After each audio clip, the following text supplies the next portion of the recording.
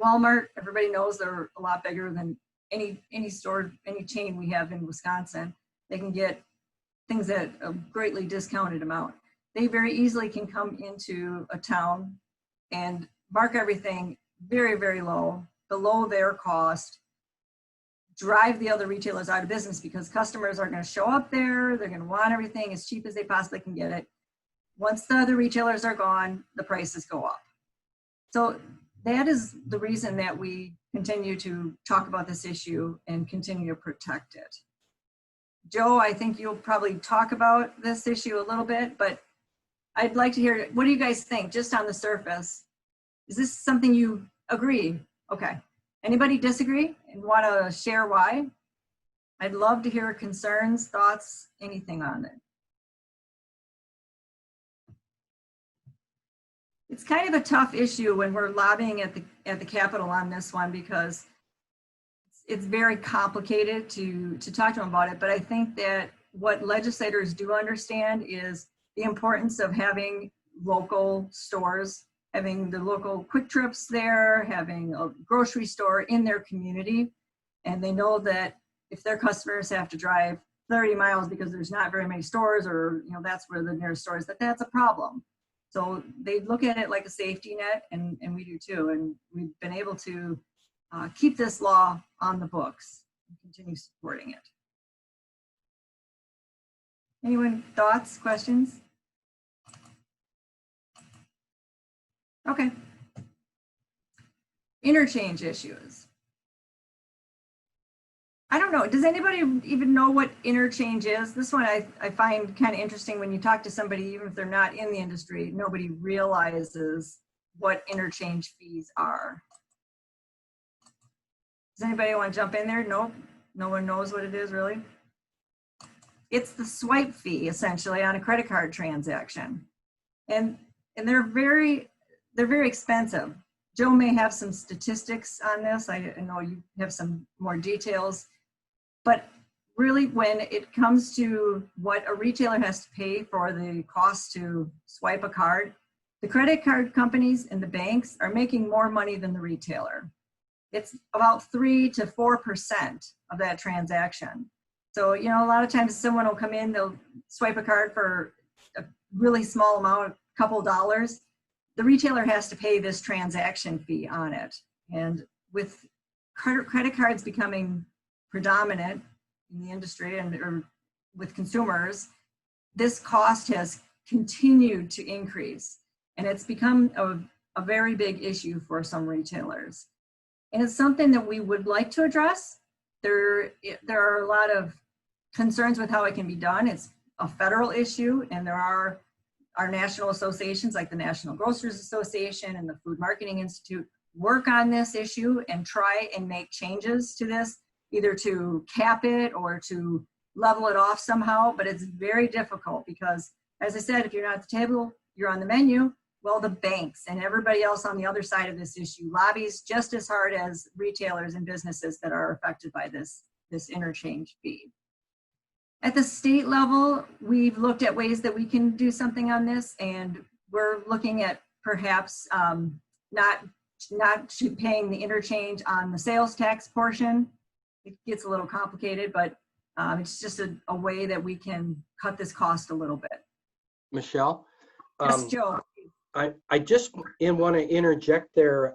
That's a very good point, and we're working to get that done because we pay for, to collect the tax for the state of Wisconsin and hand it to them. For Quick Trip, it's $10 million it costs our company to collect the tax, sales tax, and hand it to the state of Wisconsin. And that's with every grocer, that's with every hotel, that's everybody in the state. And that's why we're trying to get that changed. But to share, we're one company here. Last year, Quick Trip spent $81 million on healthcare for our 28,000 coworkers, but we spent $97 million on swipe fees that went to Visa, MasterCard. And so we sent more money to Visa, MasterCard than we spent on healthcare for our coworkers. That's how big of an expense this is for a lot of businesses around the country. So does anyone, we're on the right track on this one? Is this an agree? Everybody realizes now what a big fee this is and thinks we should do whatever possible? Anybody want to share feedback on it, concerns?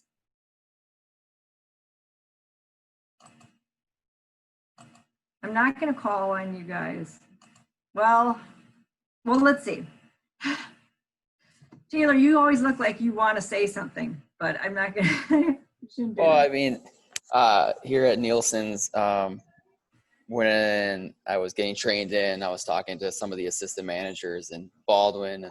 They're like, yeah, we don't, because like with the debit swipe cards, you can get cash back and everything. And they're like, yeah, we don't give any cash back because the transaction fee is so much and it's just not worth it. It's not profitable for the company or the store. So I'm just looking at that exchange fee or the interchange fee that you have here, and yeah, not for it.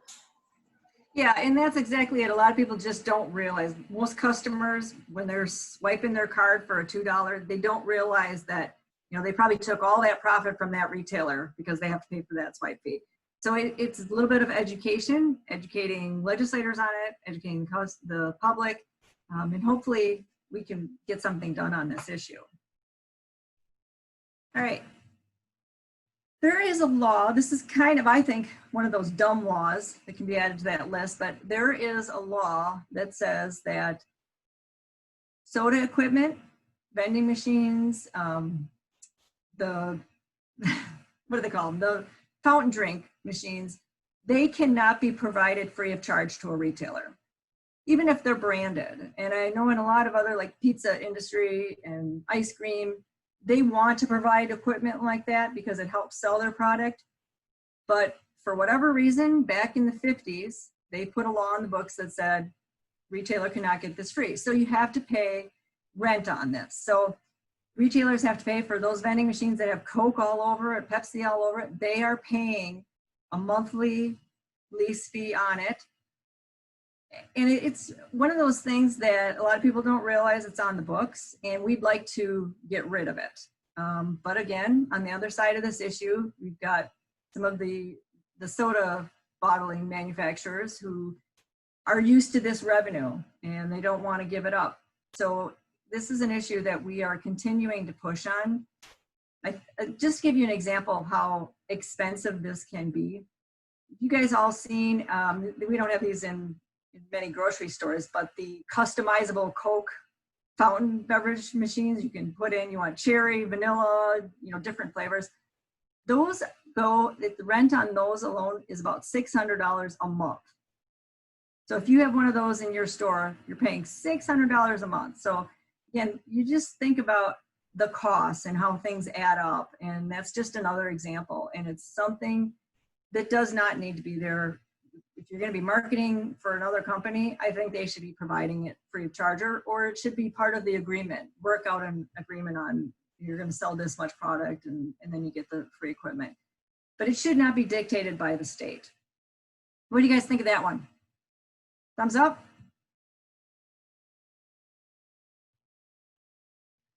Okay. All right, the last one I want to bring up is something I really, really do want feedback on. So it deals with alcohol delivery and pickup. This is kind of a new issue. I mean, online ordering really picked up speed during COVID, but before that, there were a lot of retailers that had not done it. They had no interest in having pickup or delivery services for the customers. But at this point now, I think it's probably 99% of retailers do offer this. But the problem is that alcohol cannot be provided with groceries in these transactions. For pickup, you can do it. There's a workaround. You have to actually go out there. You can have somebody checking the ID, and then you can bring it out there. But you cannot have somebody delivering groceries and delivering alcohol at the same time. I can see a lot of faces going, what? There's alcohol of the month, whiskey of the month club or something that you can subscribe to and you get it delivered. It's all illegal. In Wisconsin, you cannot do it. We know it's happening, but you can't do it. We started this last session. We had a bill introduced that would deal with both of these issues. One simply just allowed for alcohol with delivery. The other one kind of clarified the pickup and made it a little easier, so you could just have somebody run the groceries out and you didn't need to check IDs out in the parking lot. It didn't go anywhere. The bill was stopped cold in its tracks because the Tavern League of Wisconsin, that represents all the bars, there are equivalent on the bar side, was opposed to it.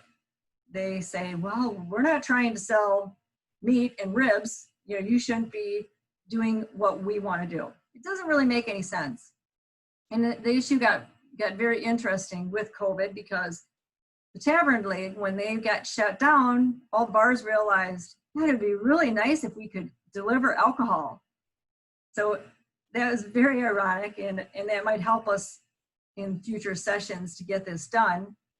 But this really is going to be a big issue for the industry. As I said, everybody's now doing it, and customers are going to start getting very mad that they can't, when they have their groceries delivered, they can't have a bottle of wine delivered. They don't understand that it's a law, that we're trying to get it changed, and they're going to be mad at the retailer.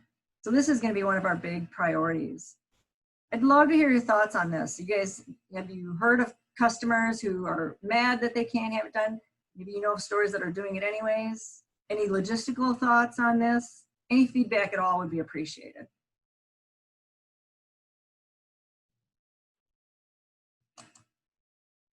Guys at Nielsen's, do you have stores in Minnesota? Do they allow it there? Yeah, we have the one in Zimbrota, but no, they're not currently doing any delivery. I don't know if they allow it. I'd have to ask. But I know here in Ellsworth, we don't do many at all deliveries for the most part. You don't? Okay. Well, the other part of that is that it is so ironic, but in Minnesota, we can't have real beer, full strength beer or wine in a grocery store. Same with in the convenience stores, you can only sell it in liquor stores. So that's something that the Minnesota Grocers Association, we're part of that organization and fighting to get real beer in grocery stores and convenience stores. So even if they would deliver it, it's not real. It's fake. Any other thoughts on delivery of alcohol? I assume you guys all think we should do it. Is there somebody who doesn't think we should? I would be against it. Who's saying that? Let me see. Sorry, Emma. Emma, tell me why.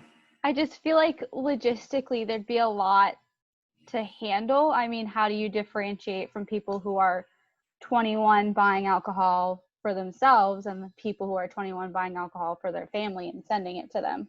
I mean, do you check IDs online? Do you check them over the phone? Do you check them when you get to the house? I mean, how would you do that? Yeah, that's a concern that is brought up, and we have heard that. We would make sure that the transaction is identical to what would be at the checkout. So if you're in the store, you'd have to check for age. There are other requirements. So we would make sure that that takes place at the door. So they would have to check age there. You know, there could be other requirements on us because it's a traveling transaction, such as having to record photo verification of the license. There's some other states that have done it and you have to just various restrictions. I mean, we are open to whatever. If the legislature says, oh yeah, we sort of support this, but we're concerned with X, we will let them do that. We just want to make sure that we can get it done. This is one we'd rather get it on the books and then deal with any kinks in the regulations later. But we do know that there are going to be a lot of concerns, so we're going to have to put some safeguards in there, and we're prepared. Right. I have a quick question. Yes. So, like with Quick Trip, whenever you go to get alcohol, because I did that this weekend, but they're like, hey, we need to see your ID and like scan it. So is that something that you could do with like a phone? Just get like a little scanner, like what some companies, like vendors do with like pizzas when they come to drop them off. They just scan the back of the ID and that's how you check them in. I think so. Because this is something that 30 other states allow, so it's definitely not a new idea. There are some states that only allow third-party vendors, like a Eat Street or something, to do the alcohol transaction, and it's for that reason, because they have equipment, and the equipment is expensive. I think if we had a requirement like that here in Wisconsin, the big chains and some of the bigger retailers would definitely invest in that equipment, but as you said, up in Baldwin, there's only a few transactions. They might not want to spend that money. So we wouldn't want to put retailers at a competitive disadvantage with that. But there is a lot of, there's going to be legislators that want us to go that far. And I don't know if we're prepared to go that far.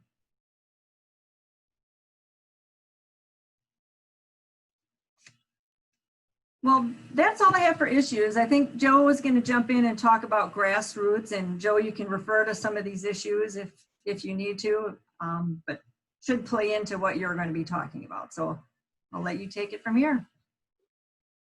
All right. Well, first of all, good afternoon, everybody, and thanks for inviting us to participate. We really appreciate the opportunity to be here. A little bit about myself. I was in the grocery industry for 25 years. I had the privilege and to work for Dave Scogan in the Scogan IGA stores, and actually before I left was the store director of the Onalaska Festival Foods, so Festival Food Store #1, and I see there's a lot of them on the list now. I don't know how many you guys have. I think I've lost track. Do you have like 35 of them now?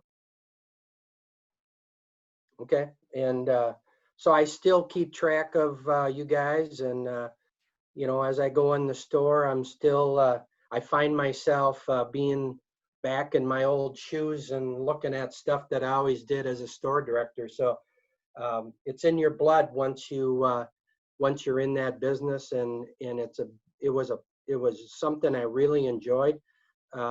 It was a great career for me.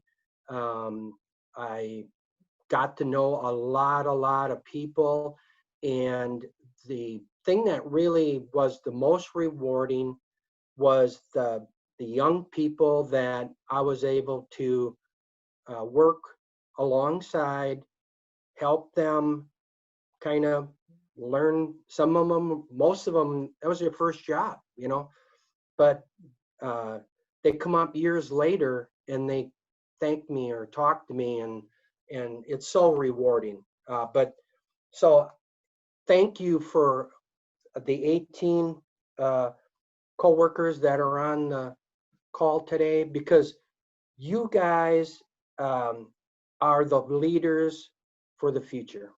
And this is so important to go through and learn leadership,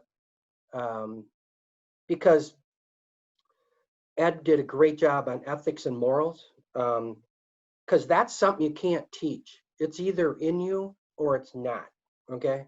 And so when you hire people, don't settle for somebody that isn't ethically moral, ethics, but he did a great job on that. But I really appreciated being in the grocery business.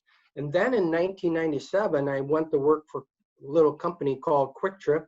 At that time it was, and I was a retail supervisor for 1/4 of the state of Wisconsin. And then in 2000, I did all the petroleum procurement for Quick Trip for the next 18 years. And so I learned a lot about petroleum. And then last 2 years been government relations manager. So I represent Quick Trip in Washington, D.C., the 3 state governments that we operate in, Wisconsin, Minnesota, and Iowa.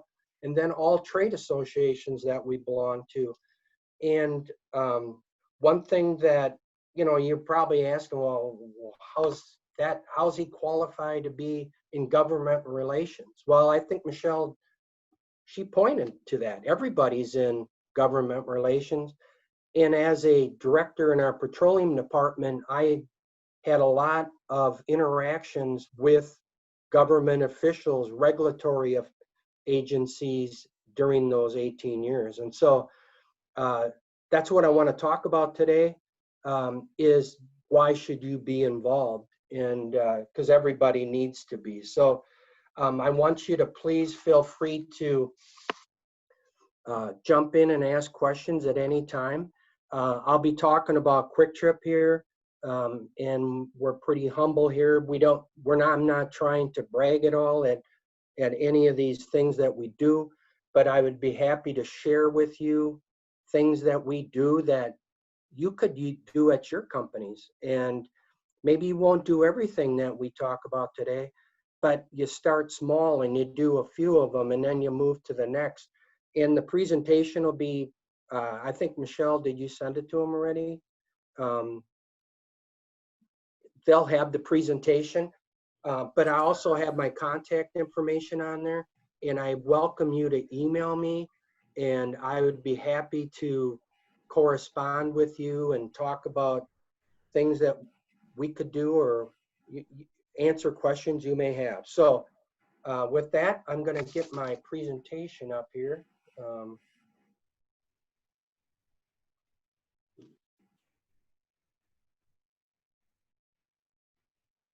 All right, came up. That's good. Well,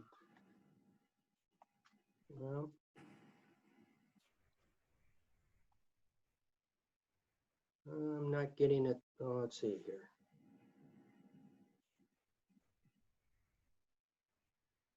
How do I get? There we go. All right, so we talked about that. So really on my presentation, this is really what we're going to talk about today. I wish I would be as fun as Ed on this, but it's probably not going to be. So I got to set the bar here pretty low for you guys. But we're going to talk about why get involved, ways that you can get involved, and then how to build relationships with, that would be legislators or regulatory agencies. I'm going to talk about grass tops versus grassroots. What both of those, there's two different meanings to that and what they mean and how you do those. And then we're going to have questions and answers, but you can certainly jump in at any time. One of the things that we do as a business every year is that we do a SWOT analysis on our company. So we talk about, you know, when we do our business plan for the year, what are our strengths? What are our weaknesses? What opportunities are out there and what threats are out there? And one thing I can tell you is that on the threat list, government is at the top. It may not be the top threat, but it's one of the top things that you have to deal with government, because they touch you in so many ways. For example, taxes.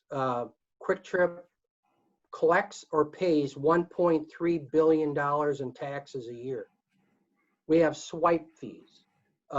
We have labor laws. We have environmental laws. We have, you know, health laws, regulatory issues. I mean, so everything you really do and deal with in your store, and, you know, with the pandemic now, it's really come forth with a lot of health agencies, or we have a lot of the local governments coming up with their own mask mandates, or health officials coming up with their own rules. Well, them are things we all have to deal with.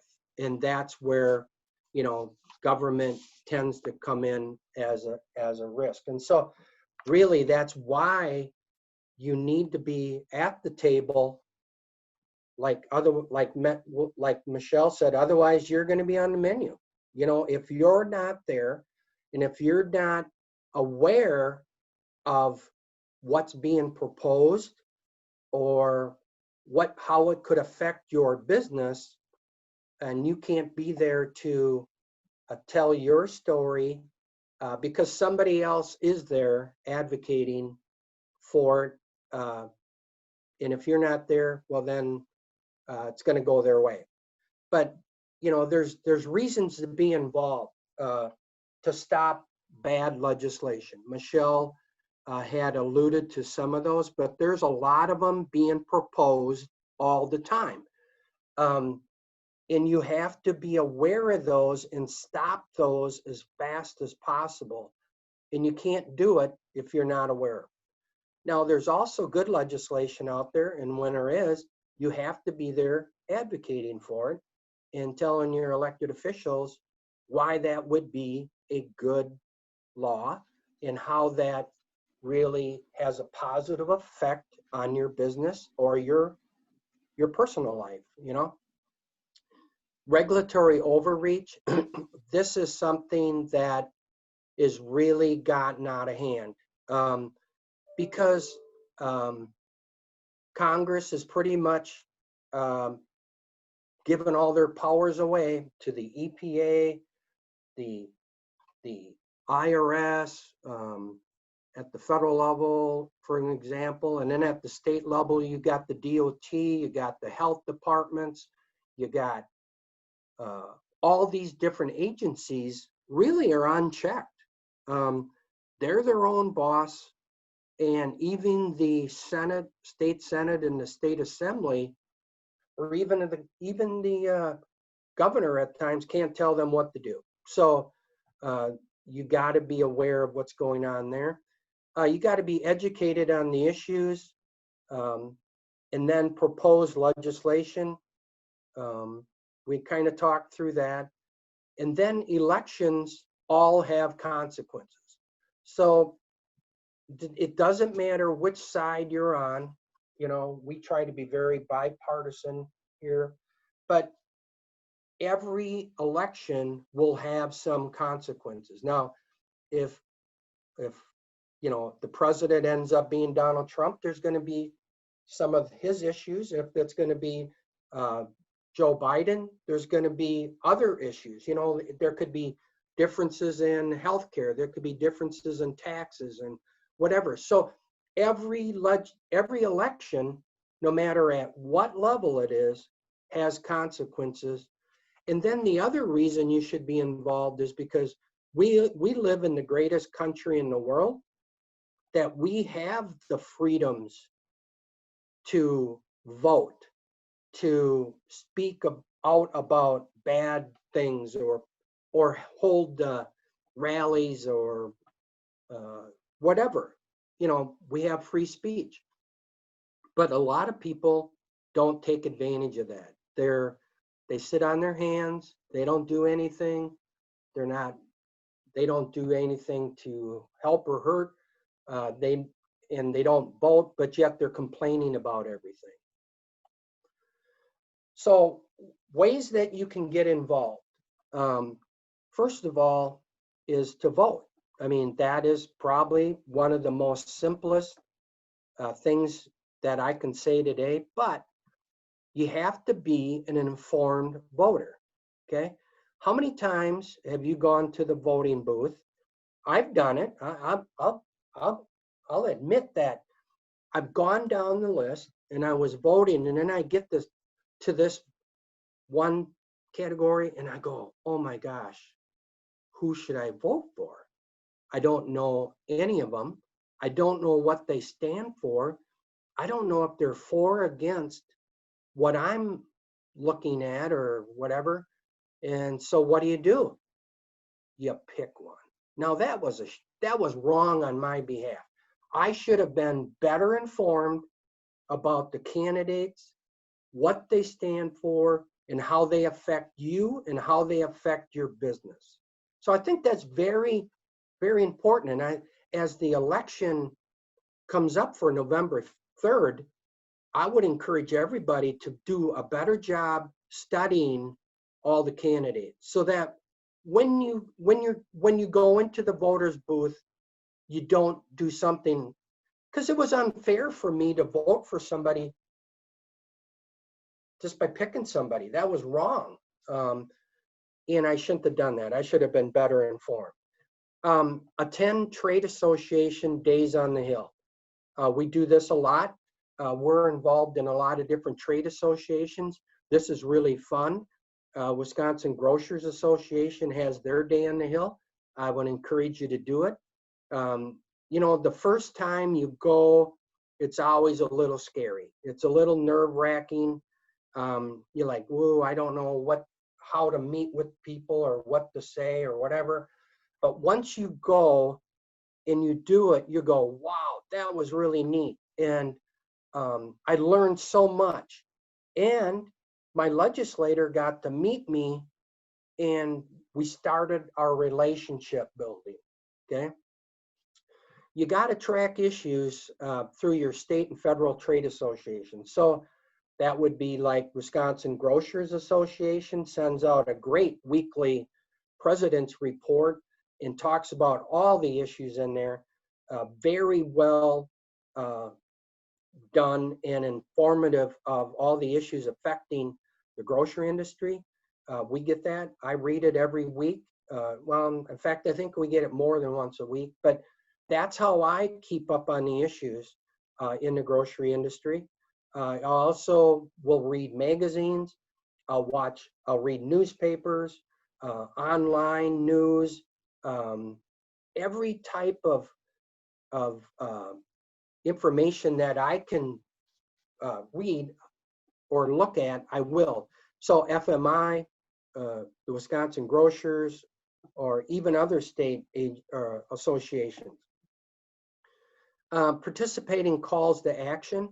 Here at Quick Trip, we have calls to action. It's been quite a bit lately because of all the COVID legislation going on, that we actually empower our store managers and our department heads and people all to participate in our grassroots efforts. And I'll talk about that in a little bit, but it's been something that has gained momentum. Everybody has to do it once, and then all of a sudden, wow, that's how that works. Well, that's great. And so if somebody asks you to do that, do it. Call your legislator. You're their boss, basically. Talk about the issues. Just speak, to what's happening. Explain, educate. So, and encourage that. Join a PAC. A PAC is a political action committee. I gotta look here. I just got my letter from Brandon. Okay, and I will be filling that out and sending in my own personal check. I belong to a lot of PACs because I believe it's really important to be politically or involved. And what this does is that everybody's money coming together, like, it doesn't matter. Nobody should ever say, well, I'm only going to give $50, so, I'm not as important. No, that's not true. Everybody's money is important. And as everybody contributes and puts their money together, we get this bigger fund, and then we're able to support legislators that are supporting your industry. And so that's what the importance of the PAC is. It's almost like a wolf pack, I guess. We come together to put our money together to be able to support candidates, support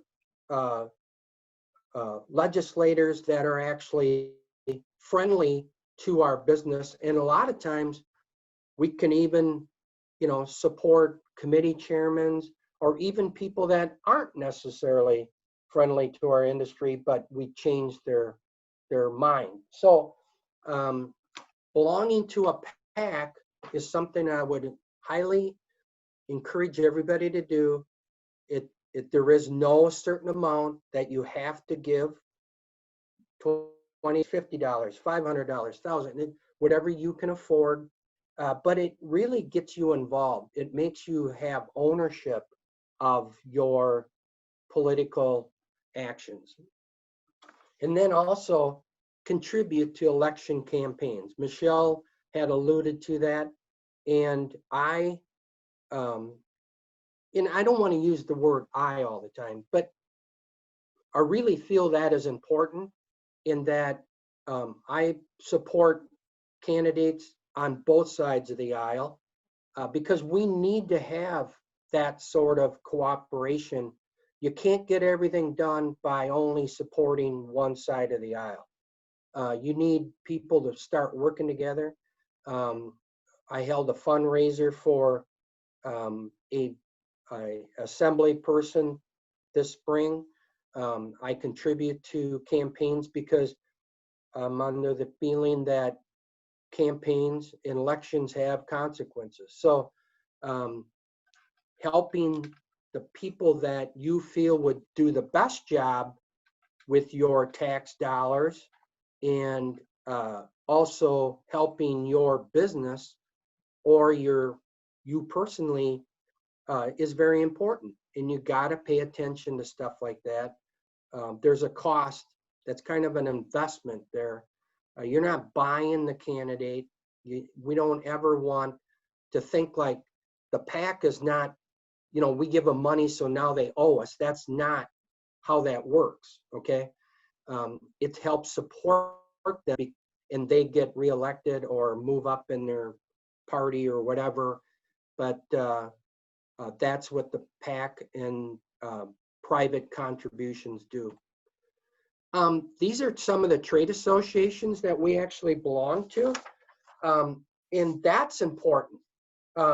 We cannot do the things we want to do by ourselves. You're out there all by yourself and not have any type of, number one, they all have value. Like, for example, the Wisconsin grocers, we're also members of the Minnesota grocers, the Iowa grocers, and then we're like NAC, Sigma, Growth Energy. You can see that we probably are members of probably 30 or more trade associations because they are the ones that help educate us on the issues. They help us with solving problems that are in, like Wisconsin grocers have helped us with things. NACS has helped us with things to answer questions, to address problems or whatever it is. So being a member of a trade association is very, very important. And that's where you get to learn. And I know you guys are learning a lot in this leadership class is pretty awesome. I wish that I would have had this when I was in your age, when I was back in the 70s. We didn't have all this fancy Zoom or nothing. We didn't even have cell phones or computers or nothing, So you're growing up in a great age here. Any questions so far? If not, we're going to move into how to build relationships because one thing that you want to do is that you got to make a friend before you need a friend. Okay, I'm going to give you a couple examples here. We have some people that are on the call here that might be married or have a relationship. You didn't go out on a date and ask the gal that you took out on the date to marry her on your first date, did you? I don't think that would be appropriate or right. No, you have to build the relationship first. You gotta, get to know each other. Or you don't make a friend, and then the next day you call them and said, hey, Chris, could you come over and help me move? I'm moving, and I'd like you to have you help me move. And he'd go like, hey, I just met you yesterday, So those are some of the things that you need to do. Is you need to make that connection with your legislators, or your agency, regulatory agency, before you need them for help. So, for example, we will always, there's always a turnover of legislators after the election. There's going to be a lot of freshmen, there's going to be new people. And so we get in there right away, and we will meet with them just to introduce ourselves, talk about our company, and have no ask at all. No ask. We're not, because we just met them. You can't walk in and say, hey, my name's Joe Zietlow, and we need you to do this.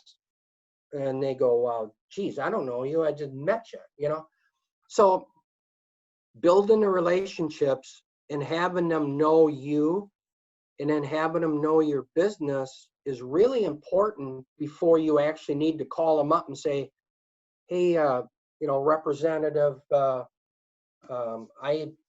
have this problem that we're being affected by, and we're wondering if you could help us with that. And they go, well, yeah, I know, Joe, we know, and we'd be happy to do that, So you gotta build that relationship first. And how you can do that is to invite them to your business. In the picture there, that is Representative Gallagher. He was a freshman U.S. representative. He's over in the Green Bay area. That store on the bottom there is right next to the Festival Food Store. I'm not sure exactly the address, but it's sitting right next to the Festival Foods. And he has got that district. And so what we did was we invited him over. He didn't know a whole lot about us. And so we actually had him work in the store. We don't have the uniform on him here, but we had him behind the counter. And we were trying to get the PACT Act changed or passed at the federal level. The PACT Act we wanted an amendment so that anybody buying e-cigarettes online had to have age verification at the house, just like they do when they come in our grocery store or our store, okay? And so we had him work behind the counter, and he learned how we age verify cigarettes, how we age verify alcohol, and how, our business operates, what we sell. Now, whenever we call him up, he can picture that in his mind and go, oh yeah, I remember that. And then we're walking out to the fuel island, we're explaining how that all works and whatever. So whenever you have them come to your business and you can share business information about your business and your industry, that really helps them, because they don't know it all. They know, they have to know, there's so many people coming to visit them every day or talk to them, that if you educate them on a certain issue, there's also somebody educating them on the other side of the issue. At least they can make their own decision here of what they think is right. So we do a lot. We have in stores with almost all of our legislators, so that we'll go to Washington, D.C., we'll go to all the state governments and visit with all of them, so they get to know us, so that when we do have an issue, they know us. Stick to the facts. One thing that I learned was, if I don't know, I'll say it. Okay, I don't make something up. You're not expected to know everything when you go and meet with them. Just say, gee, Senator or Representative, I don't know that, but I'd be happy to get back with you on that. So always be a trusted resource. because that's something they need, and invite that, like if they come to your store and they work in your store or they know your store, they're probably more apt to call you and saying, Joe, I have this question on this certain thing here, and I know you work in that area. Could you tell me how that works? That's what they'll do. Introduce them to all your coworkers when they're there, because a lot of them are in their district and you're their constituents. They're your voters in their district, and that means a lot to them. So do that. And then have leave behinds and business cards to share with them when you talk with them or meet with them. We have a leave behind here at Quick Trip. We've made it up with all of the information for all our 3 states, and then important information about your company, your mission statement, your purpose, your core values, tax information. All that stuff is really important for them to know about your industry and your business. And the reason we have leave behinds also is that a lot of times you don't have that much time to talk with them. Michelle will tell you that. You got to have your elevator speech ready, okay? Because sometimes you only get 5 minutes with them, So you got to be ducks in a row, but then you can go, Senator or Representative, I've got this information about our company. I'd be happy to leave this behind because there's a lot of stuff in there you can look at, or give it to their staff. One thing that I learned was that staffers are sometimes more important to build a relationship with than the legislator themselves, because they are responsible for telling them on all these issues which ways they should go. They're the ones doing all the research behind the scenes and going, because when Gallagher says to Michelle, how should we vote on this particular thing? Michelle would say, well, the research I got is I think we should oppose it for these reasons. Well, we talked to Michelle and educated her on the issues, and she was able to relate to the representative why they should vote against it because of all the bad things it would do for the grocery industry or the C-store industry. So staffers, in a lot of ways, are more important than the legislators themselves. So don't be disappointed if you get when you make the call, you got to talk to a staffer, because don't be rude to them, I guess, because if you get a connection with them, you can make a lot of headway on that. Michelle, would you have something to say on that? I do want to just jump in. This is really great information, but we got to try and keep them on schedule a little bit. Okay. And I want them to be able to ask questions if they have them too. Okay. All right. So grass tops, how much time do I have left? Well, 4 minutes. Okay, I'm almost done. Okay. So I talked about grassroots and grass tops, and this is really important for campaigning. In our company, we do both. Okay, so the grass tops campaigning is we select people to talk to and select the people that we want to talk to them because they either have a relationship or they're very knowledgeable about that subject and can educate them. Okay, then grassroots campaigning is focused on more of the mass participation. Like, for example, we just got done with the Egg Chain Act and the Frontline Act.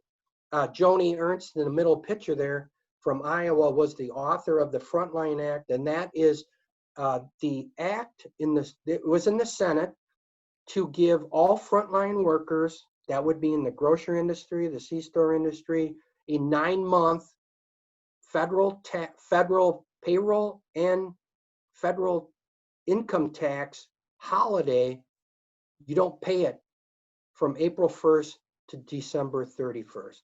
You would be free of the taxes. And so we felt, wow, that is to reward all the frontline workers for being in the front lines, the true heroes of the pandemic.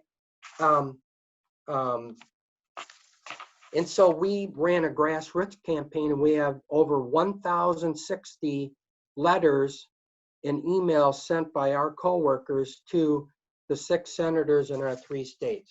That is a grassroots campaign. And so that's the difference. We have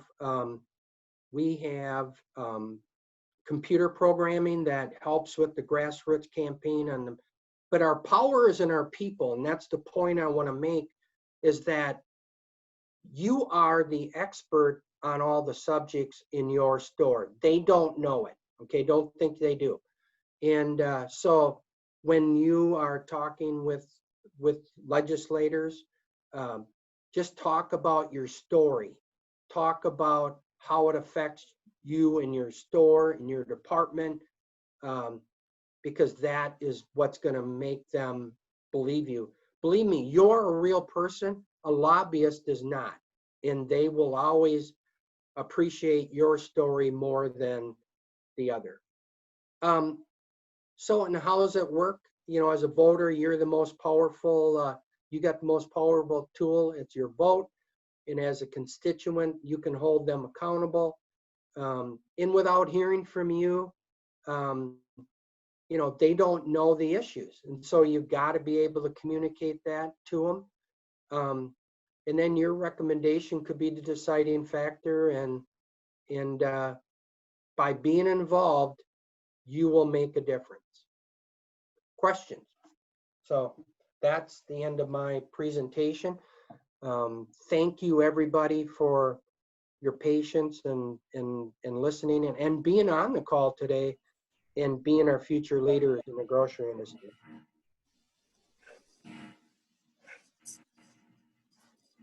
Well, I appreciate you guys. And if you do have a question, feel free. My contact information is right there, that you can feel free to email me, and I'll share whatever you would like with you. Thank you. Thanks, Joe. We do appreciate it.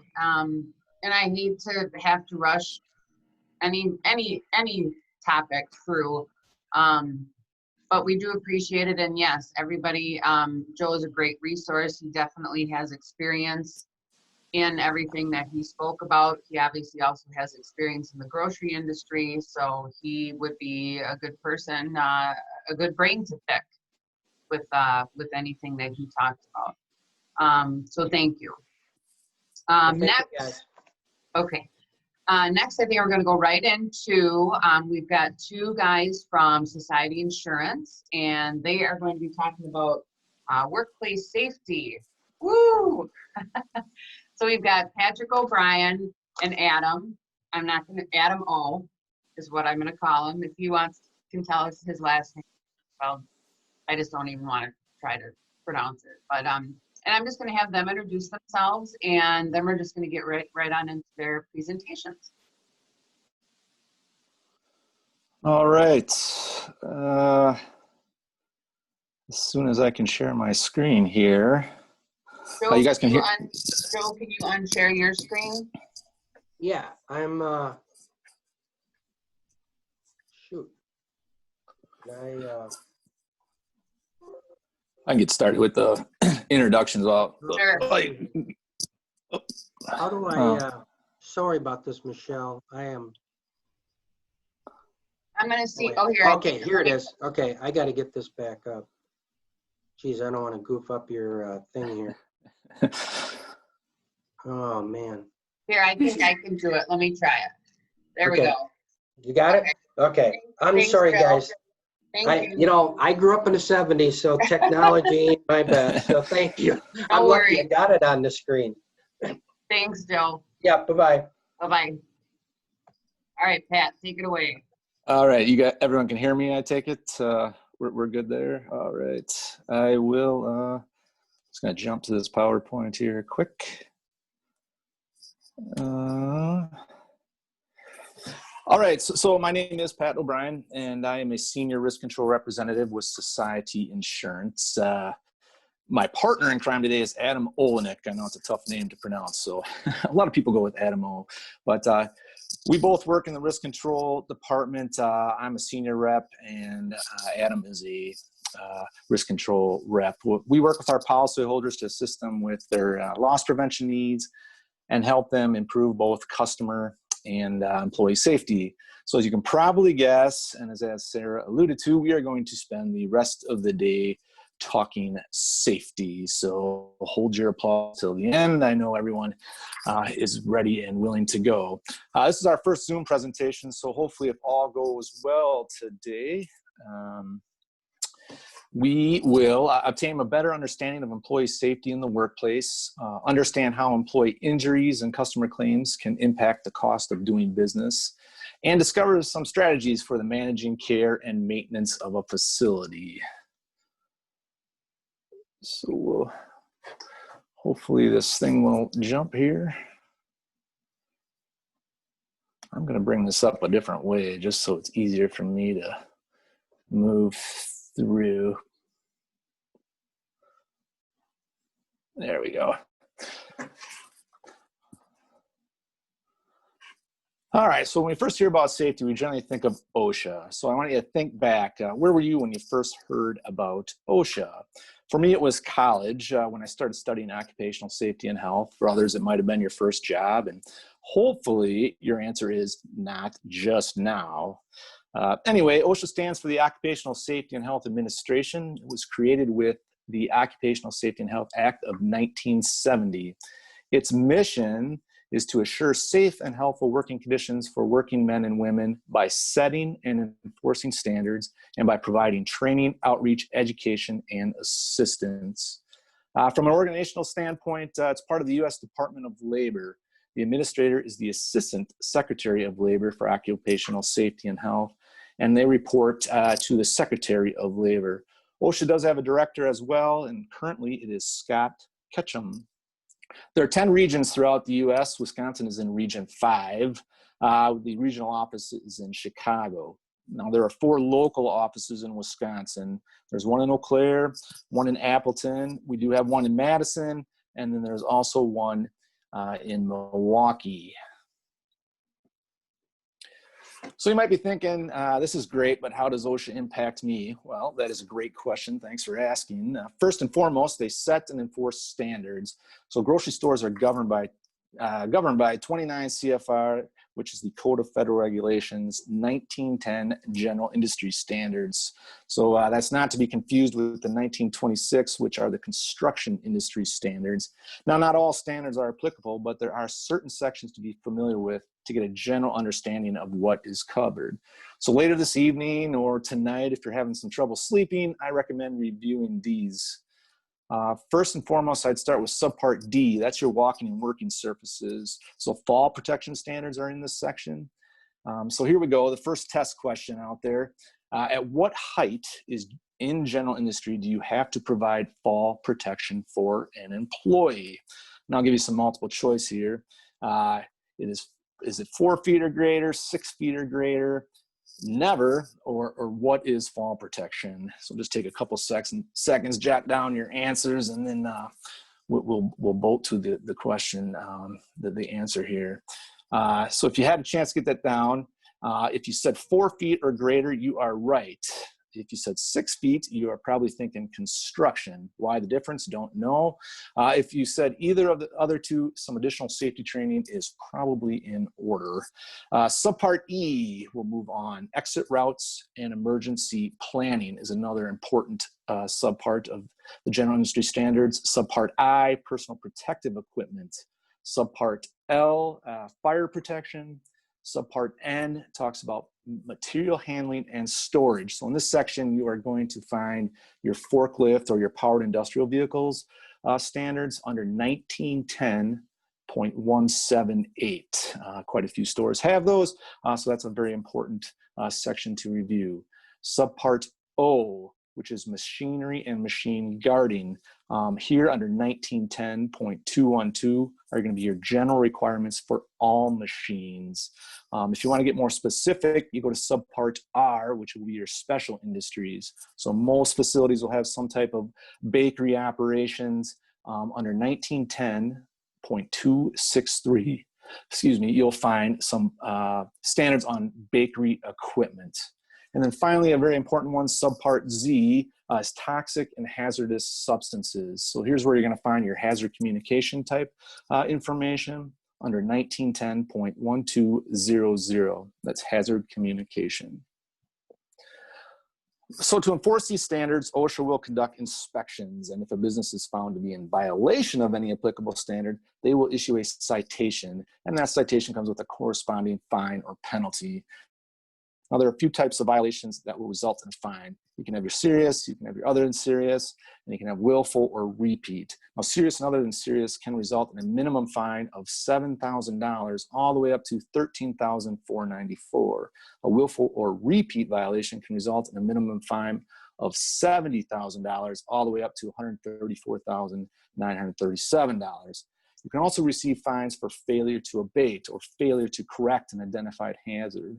And those will result in fines of $7,000 to that $13,494. But that's for every day after the abatement date. So it's going to add up quickly. Now they have the inflation increases every year. So that's why you get those weird numbers, that $13,494 and that $134,937. So those maxes continue to go up every year. Now, fines in that same range, that $7,000 to $13,494, will also apply for failure to post a citation. So when a business receives a citation, they are required to post the notice as close to the violation as possible. For example, if a machine was not properly guarded and you were cited, you would have to, or you should, try to post that citation next to the machine. As far as OSHA 300 record keeping, OSHA's record keeping rule does require employers to record and report work-related fatalities, injuries, and illnesses. Now, there are some partial exemptions for employees with 10 or fewer employees and for certain establishments in certain industries, but grocery stores are not one of those. Now, you are required to record this information on an OSHA 300 log for each calendar year. And then it must be transferred to an OSHA 300A form, which is a summary of the OSHA 300 log. And the 300A form must be posted. So for that second test question, what is the starting date and ending date as to when the OSHA 300A must be posted? And I'll give you some multiple choice here again. Is it the entire following year? Just for the month of February the following year? Is it February 1st through April 30th of the following year? Or don't worry about it, OSHA doesn't check anyway. I'll give you a couple seconds to jot down your answers.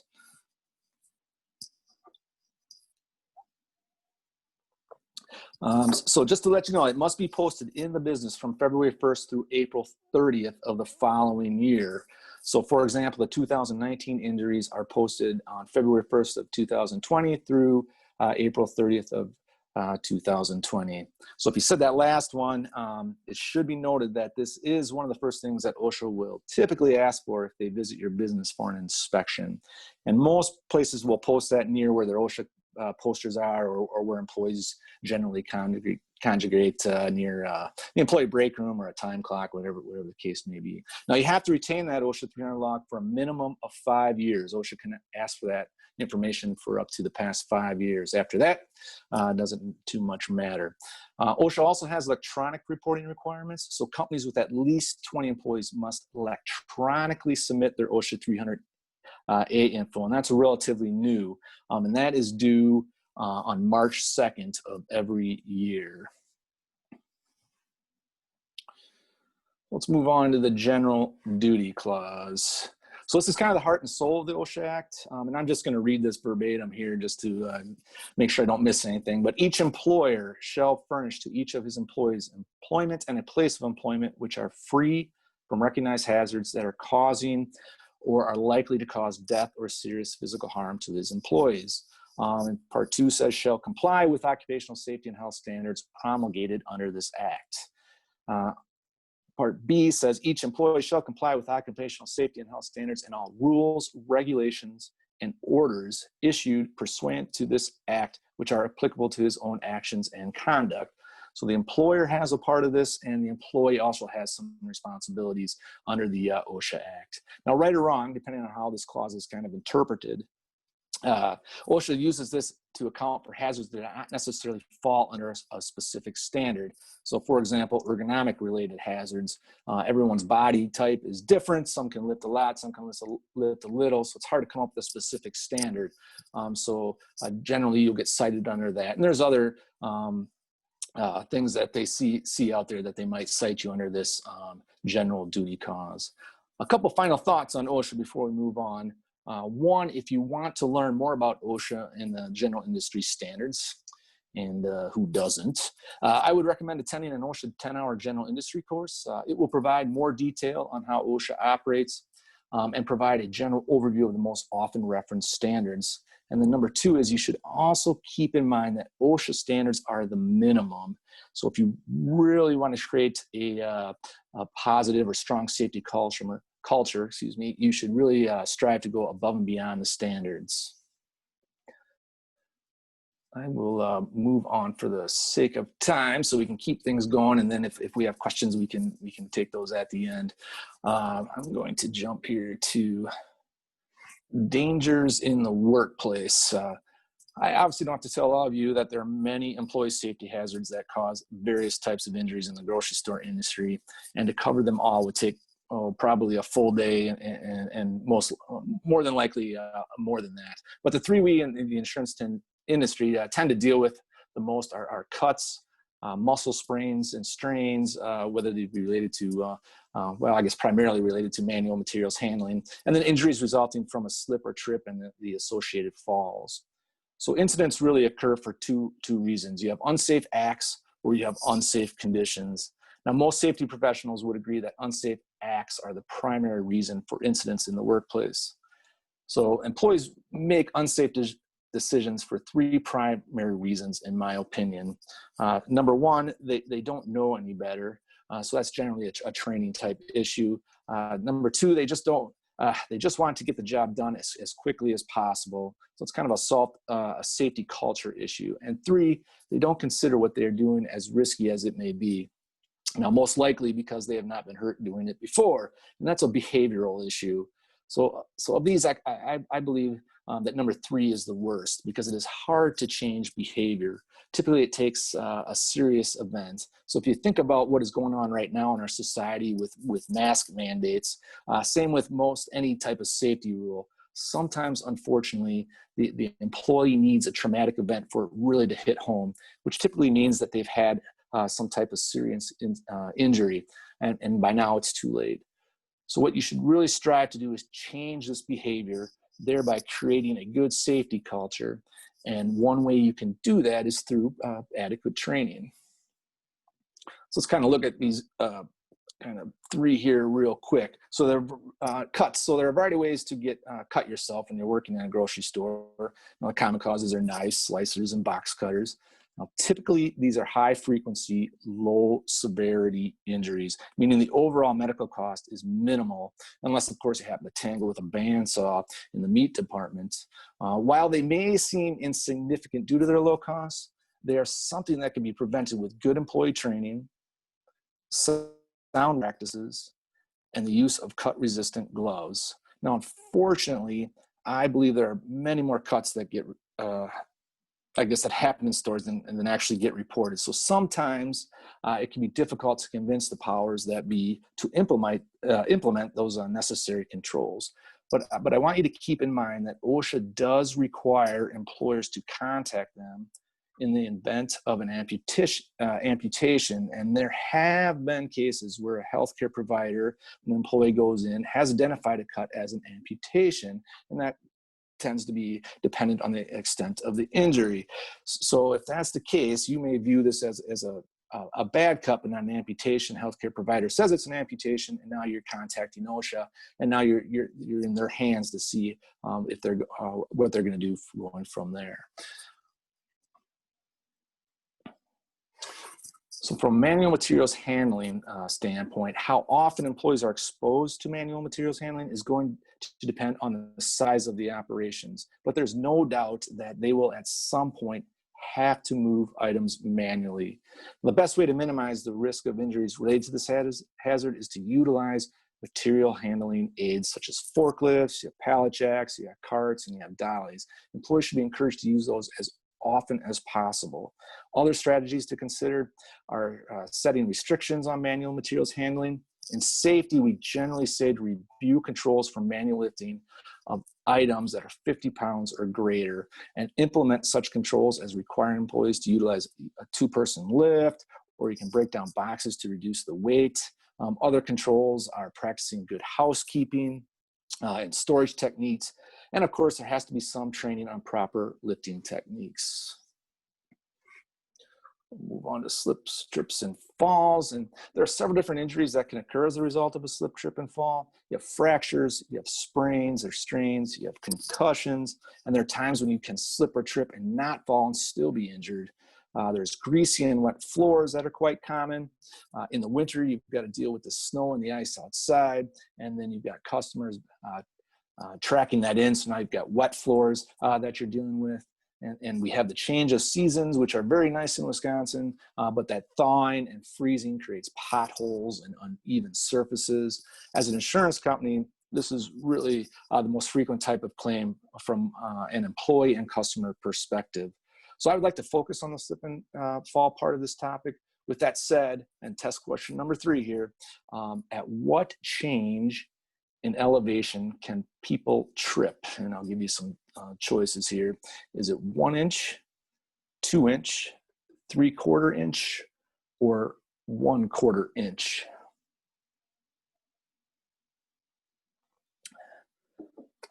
And we'll jot that down. And if you said 1/4 inch, you are right.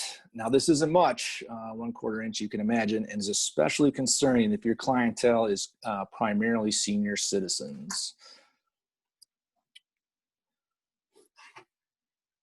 So from a slip and fall prevention standpoint, we typically focus on 3 areas: floor cleaning, spill cleanup, and slip-resistant shoe program. So the key to proper floor care is really making sure you are utilizing the right floor cleaning chemicals for the right area. So what works in the kitchen does not necessarily work for the general floor area. Employees also need to be trained in correct mix ratios. And does that chemical work better with hot water or cold water? There are cleaning products out there that are certified by the National Floor Safety Institute, and those can help maintain floor traction, and some have been tested to improve floor traction. So I would recommend, if you have some time, check out their website. It's nfsi.org. It's nfsi.org. So nationalfloorsafetyinstitute.org. Moving on, mop buckets and mop heads need to be designated for certain areas to avoid spreading contaminants such as grease from the deli to the main sales floor. And just saying, it may be necessary to change the water in the mop buckets at least once during the cleaning process. Of course, depending on how dirty the floor is and how much space you are cleaning. Just saying here. Have seen some instances where that's probably not the case. Employees should be receiving training on keeping floors dry and to clean up spills immediately, or at a minimum, mark them with a wet floor sign. Now, as for a shoe program, employees should be wearing a sturdy, slip-resistant shoe. Implementing some type of shoe reimbursement program can help, and that really makes sure that they do have the proper footwear and that it stays in good condition or is found to be in good condition. So again, for the sake of time, we'll keep moving. I'm going to go on to workers' compensation and liability insurance. So obviously with workers' compensation, we're talking employee injuries and kind of their impact on the cost of doing business. And by liability insurance, I'm talking general liability here, which is typically customer-related claims. So that experience modification, the biggest thing with workers' compensation is the experience modification. And it basically is an indicator of a company's loss history. So when generating the experience modification for a business, the state, in this case, the state of Wisconsin, is going to look at 3 years of losses, and they exclude the most current year. For example, there, if you're looking at the 2020 mod, would be calculated using 2018 losses, 2017, and 2016 losses. So this excludes 2019. Basically what they're doing is the state's looking at what would be expected and what actually occurred. So now the average modifier is 1. So if a business can get their mod below 1, they'll actually be eligible for a premium credit. And then unfortunately, on the other hand, if they get above 1, they're going to see a premium increase. So what does the modifier do? Well, again, that is a great question. Thanks for asking.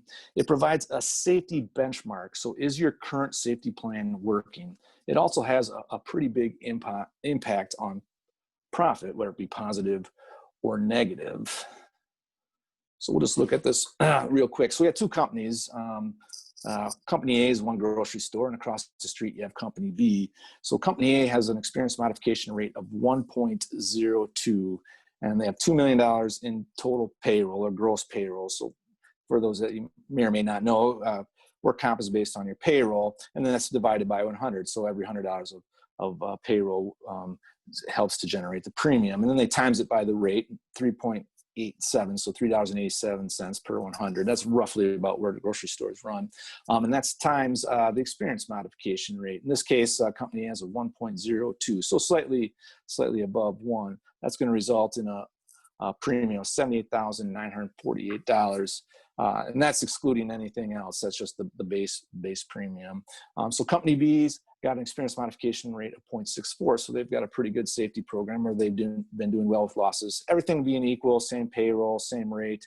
And we just times it by the better mod. And that's a premium of $49,536. So basically, two businesses doing the same thing, located in the same area across the street from each other.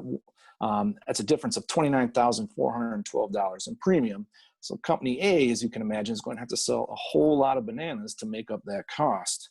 So generally what we're saying here is lower insurance costs tends to equal lower operating costs. The key thing to remember is that the business has direct control over that experience modification.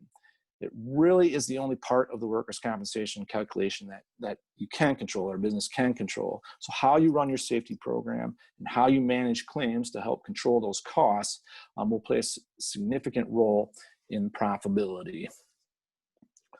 So let's just real quick look at kind of that injury impact and that claims management piece here. So Company A has a cut injury, employee gets cut. Doctor says you should probably sit out for 1 week. They come back to the employer and they say, doctor says I should be out for a week. They say the boss or the head person says, well, we don't really have anything for you to do. Why don't you take the week off and then come back when you're fully healed? Well, so that results in a wage benefit of $100 plus about $1,900 in medical. So total paid for that claim is $2,000. The 3-year premium, just that little $2,000 claim, is $6,600 over 3 years. So about an extra $2,200 every year. If we look at Company B, and one of the reasons why they have a lower mod is they have the same injury, same pay. This time when the employee comes back, the boss, the supervisor says, yep, we've got some things you can do. It won't hurt us. It's within the restrictions of the doctor. So this time the wage benefit is $0. Now the medical cost was a little bit more expensive at $2,000. So the total paid was the same amount. So that $2,000. The 3-year premium impact on this claim, since the employee was able to come back to work, was only $1,800. So what changed? And we'll go to test question number 4 here. What did change? And we'll give some multiple choice. Is it just we were lucky? They randomly chose the amount. Was it the medical only discount, or was there a grocery store discount?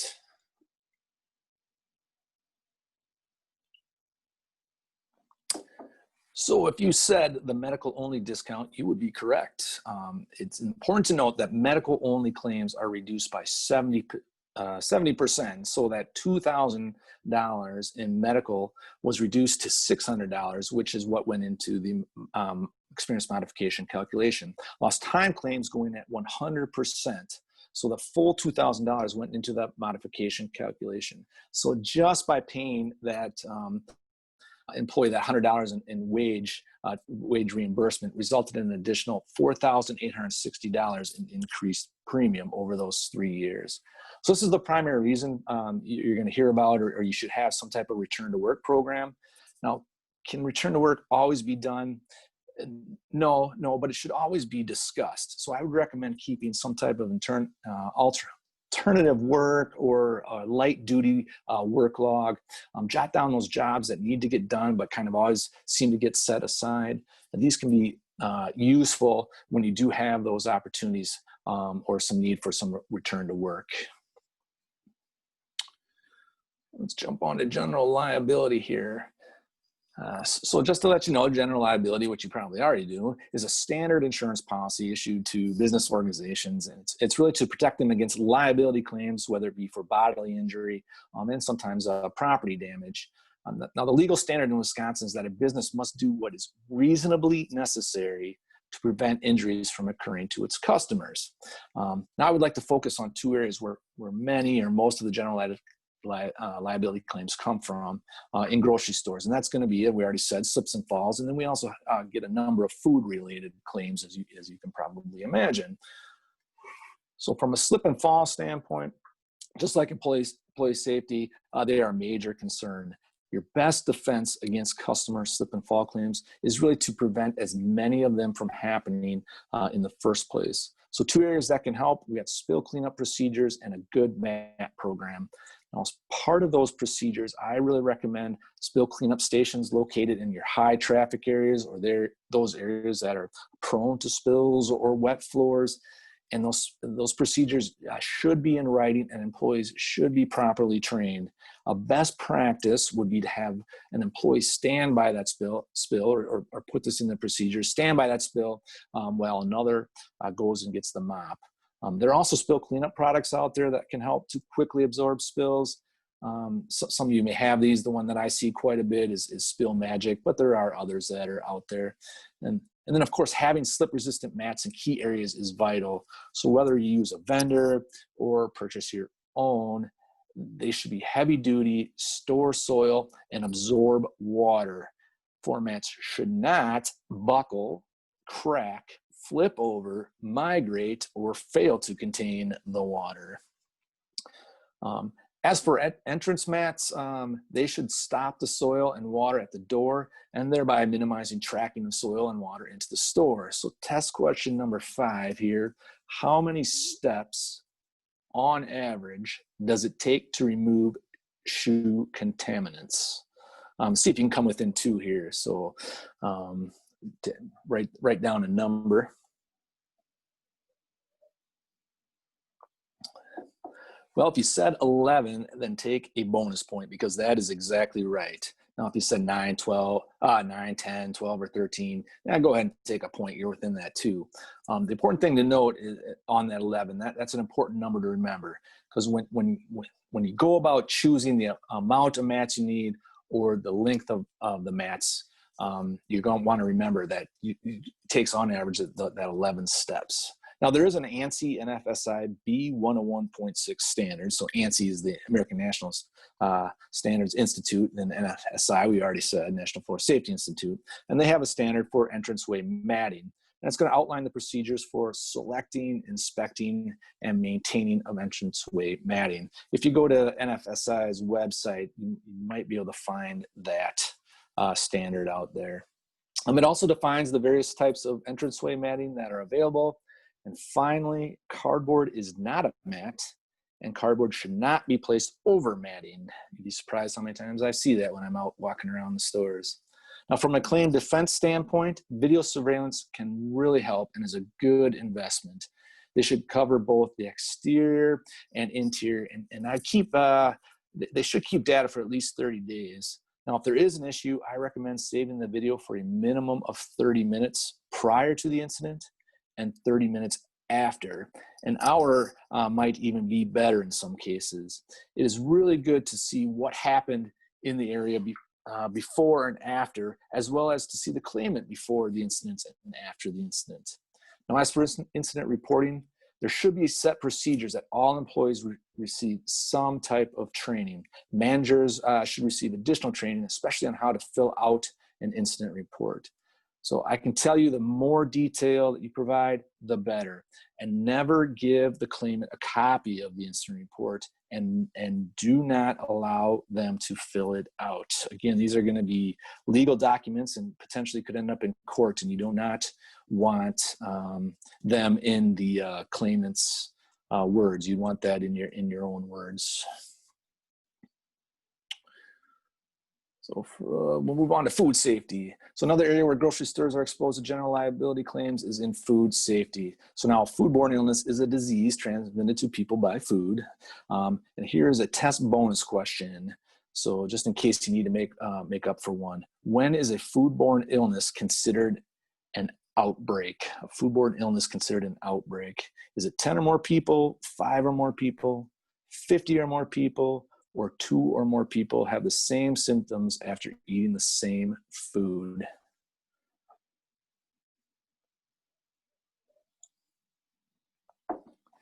So if you answered when 2 or more people have the same symptoms for eating the same food, you would be correct. Now, that really isn't much, and I can tell you, you do not want your store associated with the word outbreak. So it doesn't take much to get that in the news. Now, some of the challenges related to food safety, you've got time. There's pressure to work quickly, which can make it hard to take the time to follow food safety practices. You have language and cultural issues, so your staff may speak a different language than you do, which can make it difficult to communicate. And cultural differences can also influence how your food handlers view food safety. You have literacy and education related concerns. So staff often have different levels of education, and this makes it more challenging to teach them about food safety.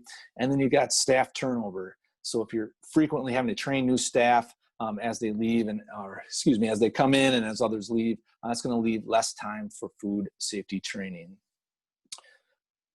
Now, foodborne illnesses cost the United States billions of dollars a year. And from a specific business standpoint, you've got the loss of customers and then the associated loss of sales.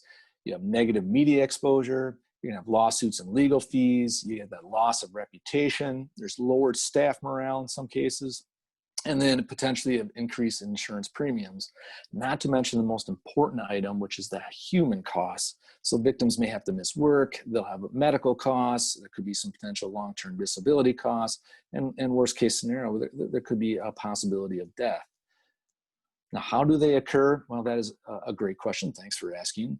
You have 3 categories, basically. You got biological, which are your pathogens and the greatest threat to food safety. So certain viruses, parasites, fungi, and bacteria. There can also be some harmful toxins naturally in some food. Chemical, so food service chemicals can contaminate food if they are used incorrectly, whether it be cleaners, sanitizers, and polishes. And then you got physical issues as well. So foreign objects such as metal shavings, staples, bandages can get into food. And really how it can become unsafe or increase the chances of it becoming unsafe is, well, purchasing food from unsafe sources can be an issue, failing to cook the food correctly. You've got holding food at incorrect temperatures, using contaminated equipment, and then practicing poor personal hygiene. So except for that first one, each of these can be related to 4 main factors and kind of keep into consideration. So you got time, temperature abuse, you've got cross-contamination, you got poor personal hygiene, and then poor cleaning and sanitizing practices. So to keep food safe, you need to set up standard operating procedures that focus on those 4 areas. And that is where like a ServSafe program can come into play, or some other type of authorized food safety course can really help. There should be a food safety lead or a manager, and they should be put in charge of kind of overseeing the program, and training the staff. And this training should be done upon hiring, and something that's probably needs to be ongoing. The training should be documented, and the extent is obviously going to vary based on the position, but the entire staff really should have a general food safety knowledge. Other knowledge will be kind of specific to the tasks that are performed on the job. For example, everyone should know the correct way to wash their hands. However, only certain employees need to know how to inspect produce during the receiving process. Now, when it comes to claim handling, it is important to complete an incident report just as you would for any liability claim. So other items to consider would be obtaining proof of purchase information, so receipts are good from the customer if it's possible, and all packaging, wrappers, including any product from the container that remains. The product involved, if there's any left in the store, can be stored in a freezer, refrigerator, and marked as evidence. Do not throw out. Just make sure you don't put it in some place where it could end up back on the sales floor. Retain any evidence from the customer, including any portion of the uneaten product. Again, that can be stored and marked appropriately. Retain all records showing the history of the product claimed to be the cause. So how much was sold in the days leading to the illness, including day of, purchase dates from the suppliers, supplier information, ingredients, if it was made in-house, how much was made, how much was sold, and has anyone else become ill? And then document what employees were working. It's probably going to be in the deli or bakery, but document how many were working around the time the product was sold. So if it was something from that area, or if an employee was working at that area that went home ill that day, all of those things can help with that claim handling process and the defense if it gets to get that portion. So I will open it up here for questions. If there are any.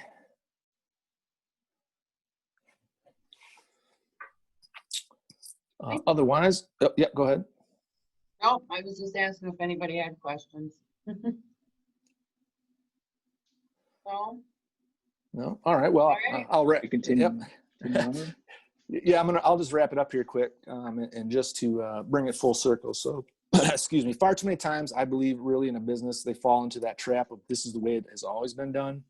So it is an all or nothing mentality. So the thought is, if I can't totally avoid the issue, why spend the time to correct it?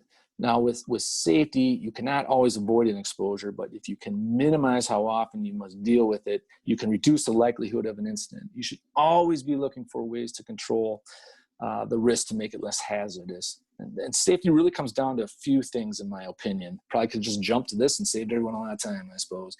It's setting rules, policies, and procedures, whether required or not. It's training employees on those specific items and enforcing when needed, and acknowledging positive behavior. There really has to be an equal balance of both. Can't always be the good guy, can't always be the bad guy. And finally, periodically reviewing the rules, policies, etc., to make sure they are still meeting the needs of the business. So with that, I want to thank you very much. I really appreciate the opportunity, and I'm going to turn it over to Adam and trying to make this as smooth as possible. And he's going to talk about managing care and maintenance of the facility. So I'm going to stop my broadcast here.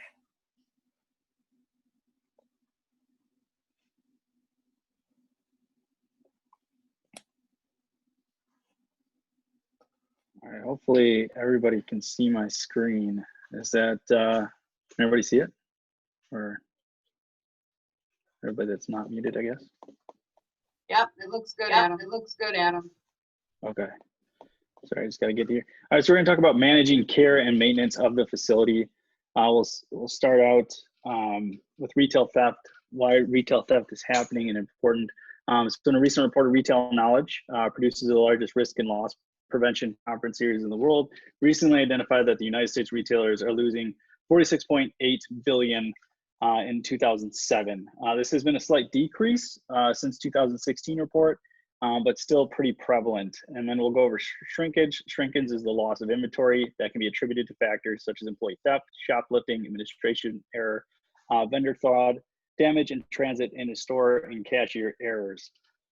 So how is retail theft happening? There are really two ways. The most common way is going to be exterior theft. And then the second most common way is internal theft, which is actually from the employees themselves. So in the United States, internal theft actually amounts to about 46% of losses. and then 31% is from shoplifting and external. So combine these two categories, make up 77%, and then there's some other additional ones that are smaller. So how to help prevent external retail theft? There's a couple different ways that you guys can consider. One is security cameras. We need to make sure that they're all digitally recording and not VHS recorded tapes, because basically burglars or robbers can come in and take those tapes, and it doesn't do you any good. And then we want to make sure that those cameras are set up in high target areas. So like if you have aisle 5 getting hit up all the time by somebody, placing a camera in the area is probably a good idea. Another area that you can do is cash handling areas or liquor areas. Those seem to be there for grocery stores. And one help prevents the employee theft a little bit too with the cash handling areas. Safes can be implemented. The important thing with safes for your cash is that you want to make sure that they're trying to meet the UL 72 standard, which means that they're fireproof. So you could have a 1, 2, or 3 hour fireproofing on your safe, and then making sure that they're bolted or secured. You don't want a small size safe to be in your building and then somebody comes in, just takes your safe and leaves. And then burglar alarms are pretty self-explanatory for external theft coming in. So we'll move on, save time. So how to prevent internal theft?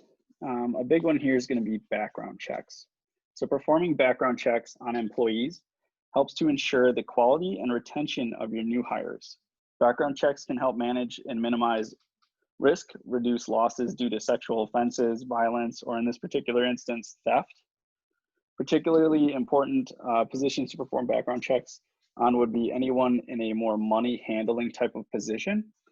You can actually ask your insurance company if they provide discounts on like background check software. I know we do, so if you're a customer of ours, that might be worthwhile to check out on our website. Strong management environment is important. So when retail type environments are led by strong managers, they are less likely to experience theft. A strong manager will deliver trusted leadership that employees respect, while also setting professional boundaries and work expectations. Holding one-on-one employee reviews at least quarterly helps to create a stronger retail environment, and regularly communicating to the entire team of employees is essential, and letting employees understand that you are well engaged and informed on what's going on with the business. Oops, sorry. So keep moving on. And then we're going to talk about reducing liability through grounds maintenance. Pat actually touched on a lot of this. It comes down to slip and falls being a main priority. The parking lot areas should be checked out to make sure that there's no large size cracks, any potholes, things of that nature. Another one is gutters and downspouts should be checked to make sure that they're not draining onto sidewalk areas, so that during the wintertime it freezes in the ice and there's a greater influence of slips. Sidewalks themselves should always be checked out periodically, make sure that there's not that 1/4 inch of deviation, which can cause people to accidentally trip up, have the little nosing of their shoe caught on the lip edge.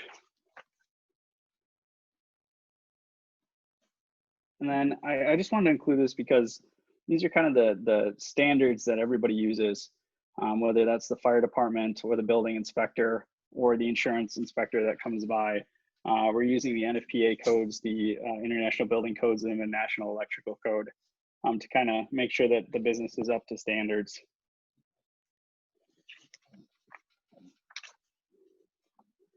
So for this section, I also wanted to display this because these are the most common sections in the National Fire Protection Association for when those inspectors would come by or representatives. These would be the subsections that would be very important.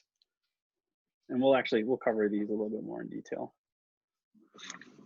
So sorry if you guys hear a dog in the background. I have a kind of a puppy that's acting up a little bit. Nfpa 96 covers all commercial cooking operations. So this one is especially important.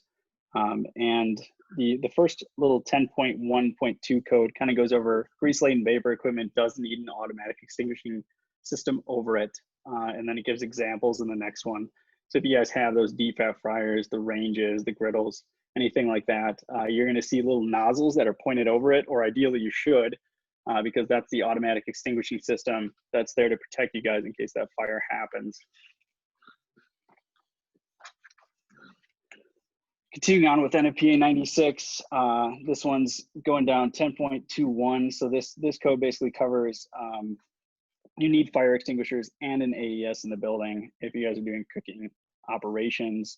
The next one down is for Class K fire extinguishers. So those are the silver fire extinguishers, and they're specially made to be able to handle grease fires. Unlike a Class ABC or the red fire extinguisher, if you were to use that, you can actually get flare or blowback because the chemical is not appropriate for the grease fire. So don't use the red ones, always use the silver ones if it's a kitchen fire. The third one down, it's just talking about strictness kind of with solid fuel cooking. We haven't ran across too many grocery stores with solid fuel cooking, but every once in a while, you'll get something that'll be like a smoker type of operation. So that one states that you need that Class K a little bit closer in distance than normal cooking equipment, so 20 feet instead of 30. All right, continuing onward. All deep fat fryers shall be installed with at least a 16-inch space between the fryer and the surface flame. So if you look at the photo, there's a fryer right next to a range grill. And what we don't want happening is an employee accidentally, going a little bit too far to the left, and then the grease-laden vapors coming off of the fryer basket end up catching the flame from the range, and it goes and starts a fryer fire. So ways to prevent that is you could do that 16-inch gap like that first code talks about, or the second code talks about an 8-inch baffle. So it's like a little clip-on baffle that goes on the fryer and prevents that basket from accidentally going over too far and connecting with a flame. A different solution, which I've seen happen, is if, let's just say that flat top griddle on the left is disconnected from the range, you could swap the equipment and that would give you that 16 inches of gap, and there's no open flame.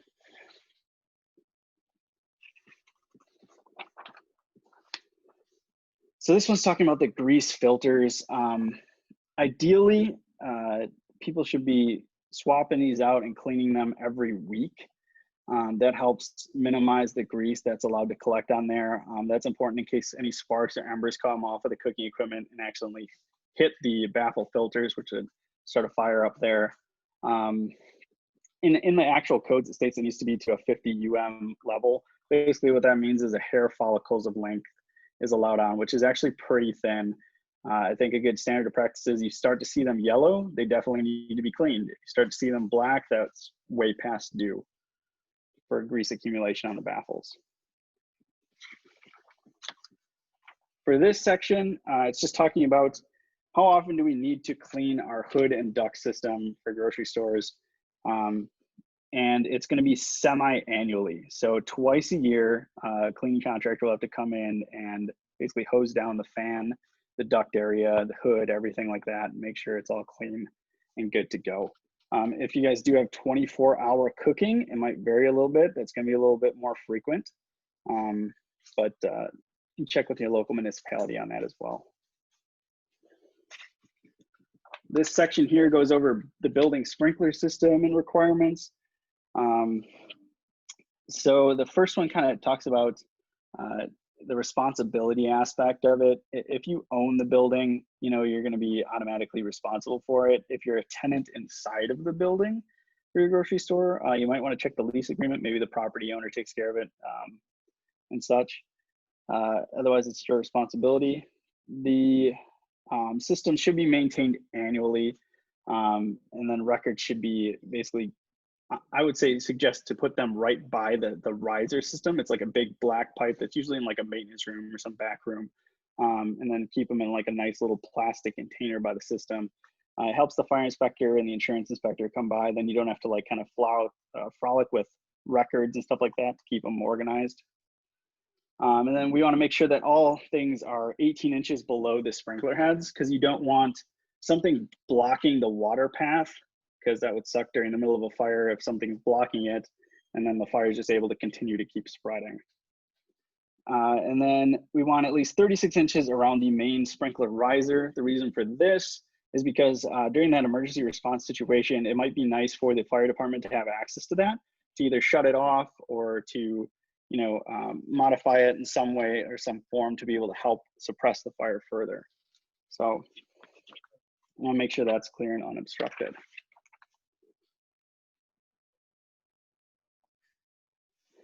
So in a nutshell, this standard talks about how an emergency exit doors should not be blocked, which could cause people to get trapped in the building during the event of an emergency, such as a fire. Exit doors should also not be blocked in general. If the stores are in a higher crime area, it is okay to put up like door barricades when someone's no longer in the building, but the exits still need to be open during times of habitation. As for the risk of crime, you could still install like a panic hardware and have the doors be able to exit from the interior, but not enter from the exterior, depending upon where how your crime level is in your area.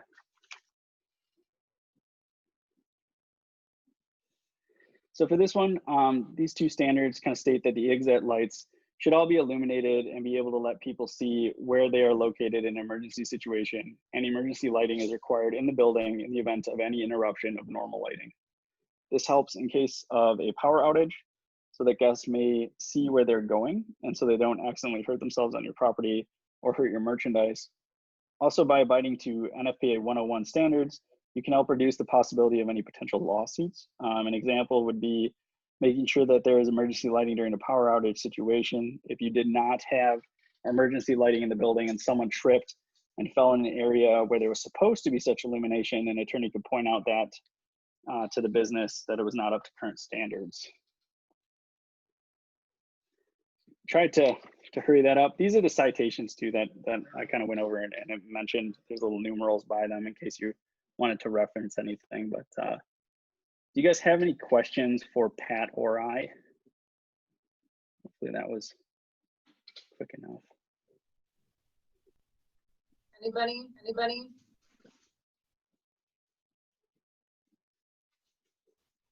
Again, Pat and Adam, I didn't really intend for you to have to rush through things, and I do apologize for that a little bit. But it comes with the territory, I guess, of doing these things on Zoom and not being well versed in it as far as making it be the most efficient and effective way to get info to everybody. But you do have your slides. Obviously, contact information is also there, and we'll be sharing well, I did share your slides, so those things are there.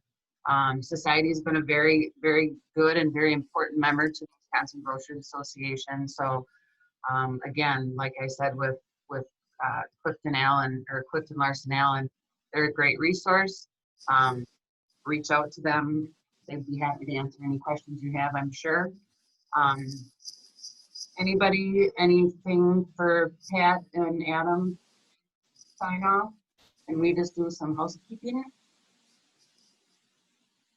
Nothing? All right, Pat, Adam, thank you both. Yep. Thank you. Have a good day. Thank you. Appreciate the opportunity to speak. Thank you. Okay. Thanks everybody for hanging in there. I know it was long. It was a long day. Just a couple reminders. We've got next class at is actually on September 16th. That I anticipate will also be via Zoom, and that's going to cover store appearance and marketing, as well as grocery mathematics. So yeah, we've got one of the owners from Delafield Century, Carrie, is going to be talking with you, and then Paul Frey from Circle is going to go over the grocery mathematics. They've both done this before, so not virtually, but they're both pretty well versed in what they're going to be talking about. Also, I did record this session, and I think the best way to share it, just because the file is obviously so large, is to put it up on YouTube, and I will just make it a private link, and I will then share that with you all. And I know there were a few that were unable to make it, so we'll make sure it's available to them as well.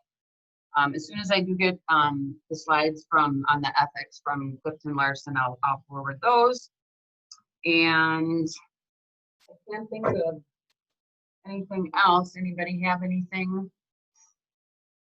For the good, the bad, the ugly, otherwise? No? Well, again, thanks for hanging in there. I do appreciate it. We'll get some food because chances are you didn't eat enough at the last break. So we'll catch everybody in September. Take care of yourselves, be well, and if you have questions on anything, don't hesitate to reach out. All right. So long. Thanks, Sarah. Bye. All righty. Bye-bye, guys.